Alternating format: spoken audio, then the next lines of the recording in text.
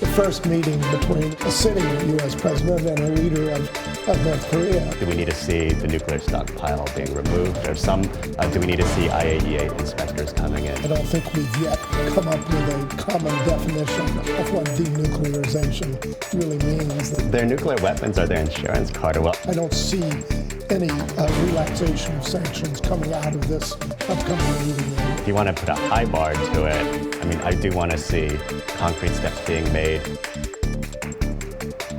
From the Voice of America, this is Washington Talk. Hello and welcome to Washington Talk. I'm Eun-Jang Cho. We're only days away from the historic summit between President Trump and North Korean leader Kim Jong-un. President Trump expressed optimism ahead of the summit, but made clear he will not stand for a bad deal.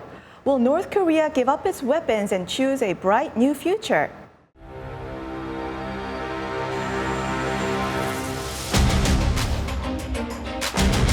We look forward to seeing you, and we look forward to the summit, and hopefully some wonderful things will work out.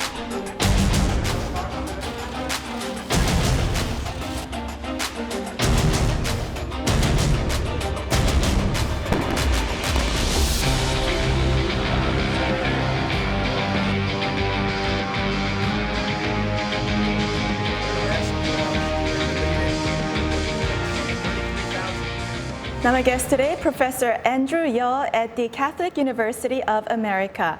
Professor Yeo is an Associate Professor of Politics and Director of the Asian Studies programs there. His research focuses on East Asia and U.S.-South Korea relations. Also joining us today, Ambassador Thomas Hubbard, the Chairman of the Korea Society and Senior Director of the McLarty Associates. A Korea Foreign Service officer for nearly 40 years, he served as U.S. Ambassador to the Republic of Korea from 2001 to 2004 and was a senior negotiator with North Korea in the 1990s. Welcome to the program. Thank you. Pleasure to be It's good to be here. here. Thank you. Great. Ambassador, why don't I begin with you? President Trump said the summit will be the start of something big. So how important is this summit to the U.S. national security? Well, this is a very important meeting, first and foremost, because North Korea really is is probably the most pressing national security challenge that we face now in the United States and elsewhere in the world. So it's North Korea's nuclear weapons program, its missile programs are issues that need to be dealt with urgently. And it's also important because it will be the first meeting between a U.S. president and a leader of a sitting U.S. president and a leader of North Korea. It's a very unusual way of beginning these negotiations, but I, along with President Trump, hope that this will be the start of something big. Mm-hmm. Well, if any of you can take this question, Secretary Pompeo on Thursday at the White House said that to make denuclearization and security guarantee to happen, we need to make bold decisions. And Secretary said that he is hopeful Chairman Kim is prepared to make that decision for his country. So it seems the decision at the highest level has yet to be made. And would this decision be on the specific format of denuclearization?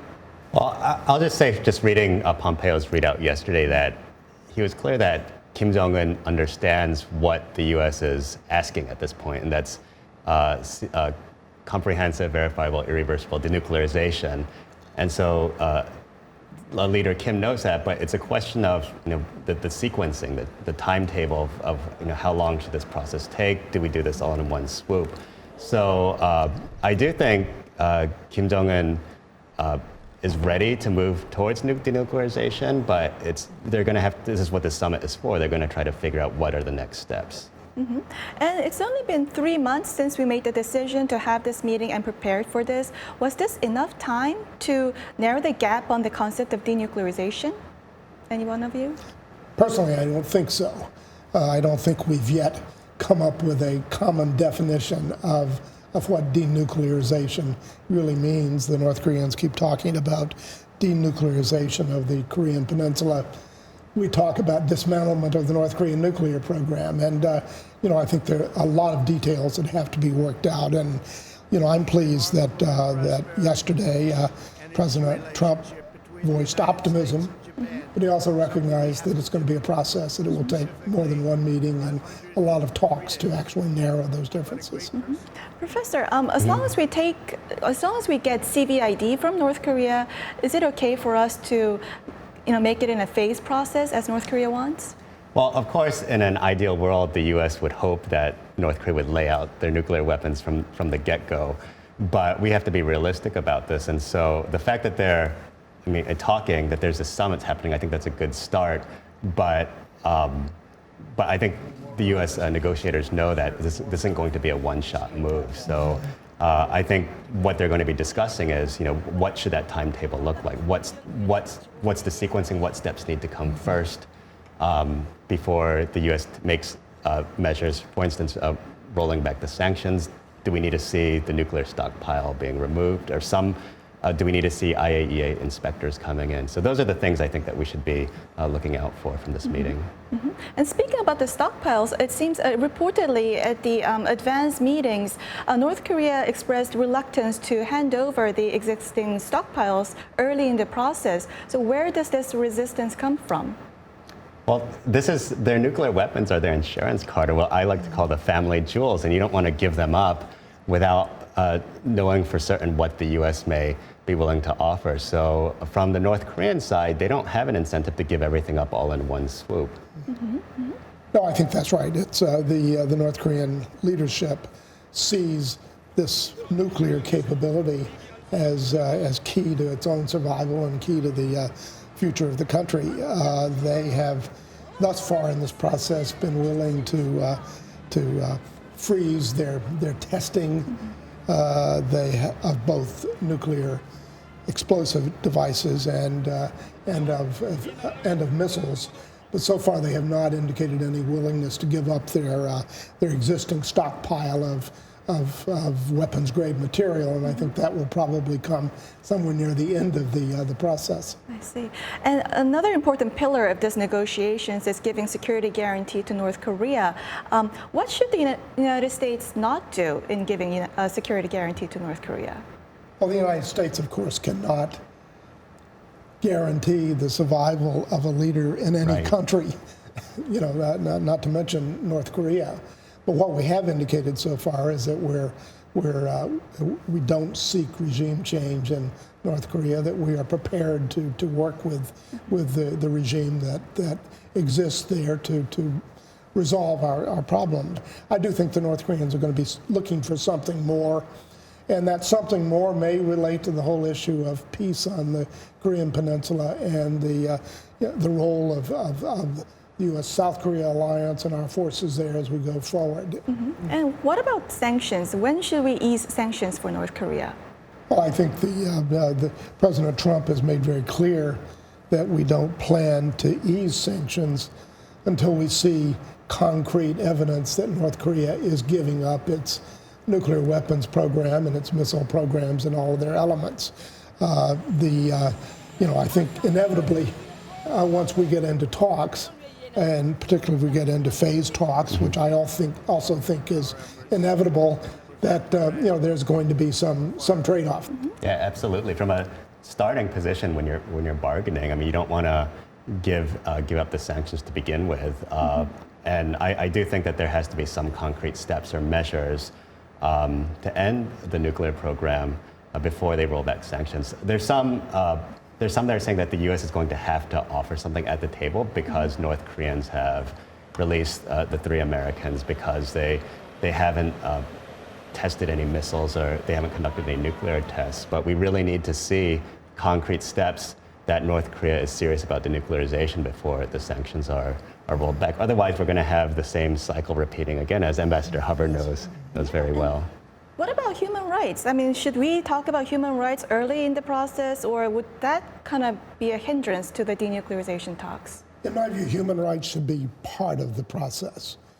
But I think our priority objective is the elimination of the programs that threaten the United States and our friends and allies in the region, that is the nuclear weapons program and the missile programs. Right, I agree. 20 years ago, there wasn't as much discussion about human rights, but we had the UN Commission of Inquiry come out with a report. Everyone is aware about these North Korean human rights abuses. So, I do think the focus is on denuclearization, but I absolutely think that Trump should bring up the human rights issues, and I believe he will. At the State of the Union, he had addressed human rights. He's met with human rights defectors, and so I do think it's something that he should, and I believe he will bring up in his talks with Kim Jong-un.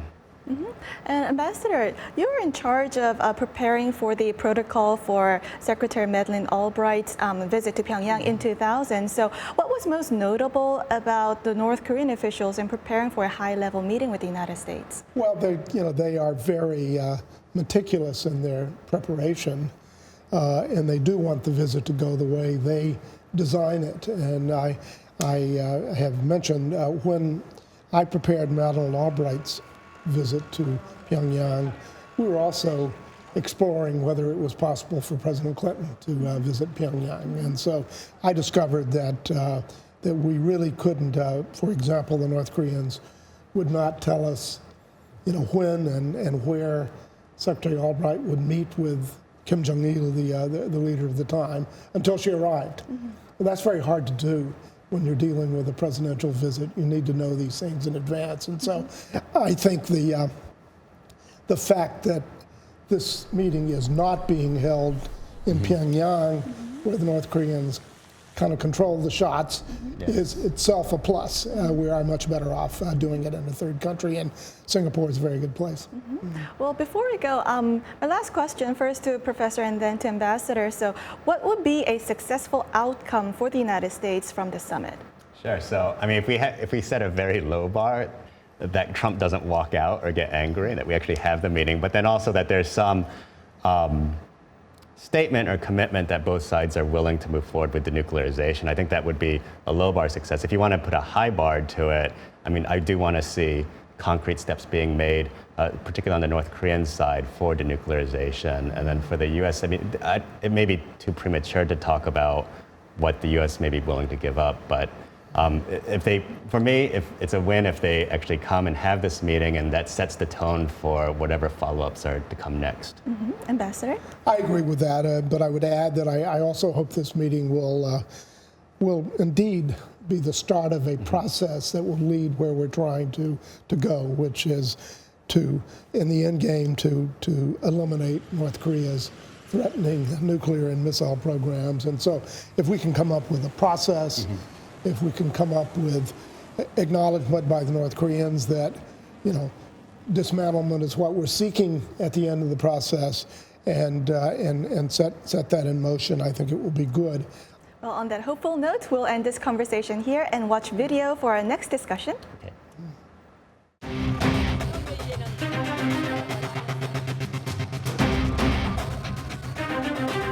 이 위대한 승리는 당의 병진 노선과 과학 중시 사상의 정당성과 생활력의 뚜렷한 정체입니다.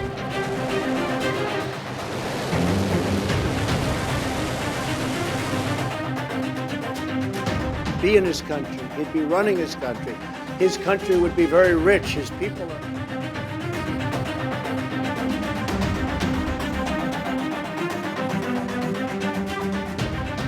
The Trump administration is vowing to help North Korea achieve economic prosperity if it eliminates nuclear arsenal. The idea is to have U.S. private companies make investments in North Korea and get neighboring countries, South Korea, Japan, and China, also make contributions. Now, Professor, can you envision major U.S. private investment in North Korea? Is North Korea an attractive investment destination? Well, I almost want to laugh when you say if it's an attractive investment place. Right? Currently, no, because of the sanctions.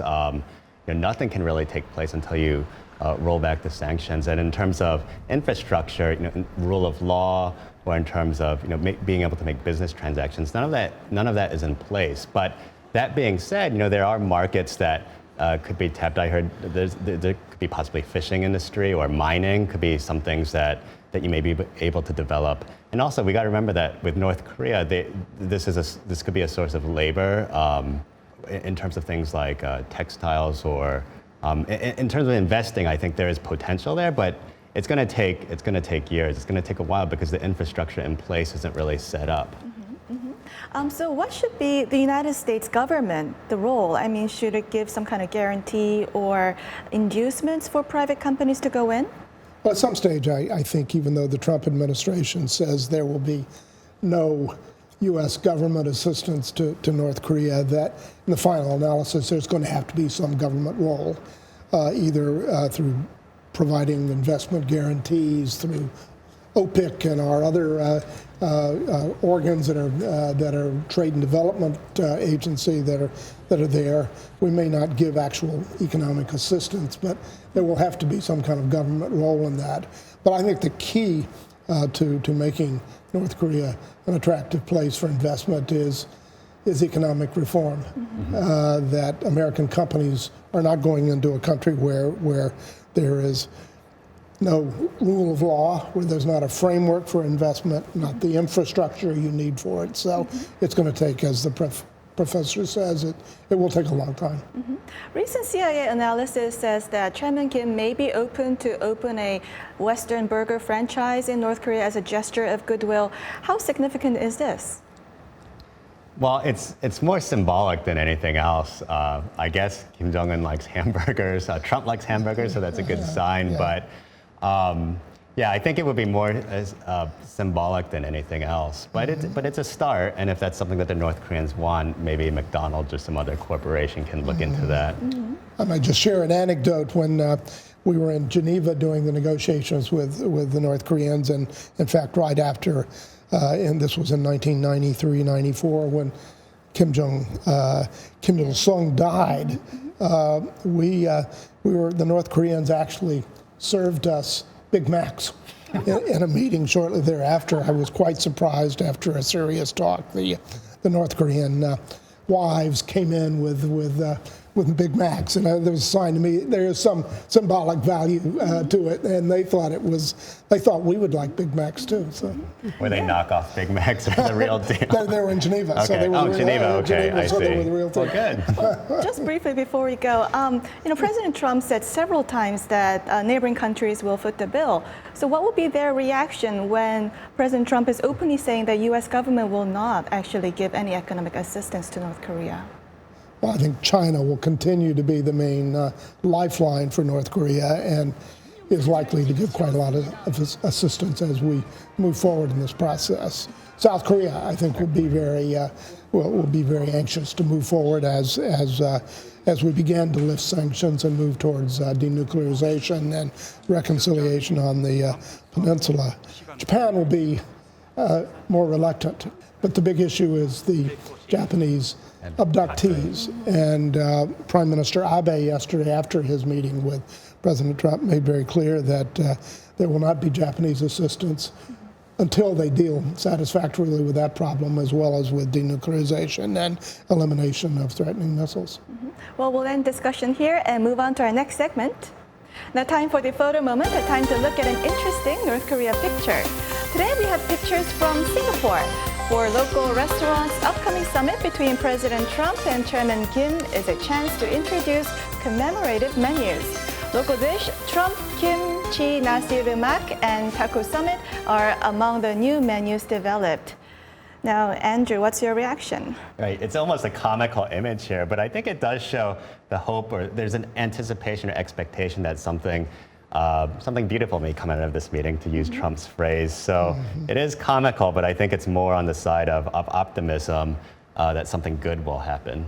Ambassador? Well, I agree with that comment, and I do think, we have two very extraordinary personalities involved here, and President Trump and Kim Jong-un, dictator though he is, showed a great deal of PR skill when he had his meeting with President Moon of South Korea and his visit there. And so, there is a certain excitement that somehow, as President Trump says, this meeting might be the start of something good, and this is well reflected in this picture. Yeah, well, that's all the time we have for this week. Thank you for joining us, Ambassador, Professor. Thank you. Thank you. Thank you very much. And this was Washington Talk from the Voice of America, and I'm Eun-jung Cho. We will have a U.S.-North Korea Summit special programming on the 12th, so please join us then.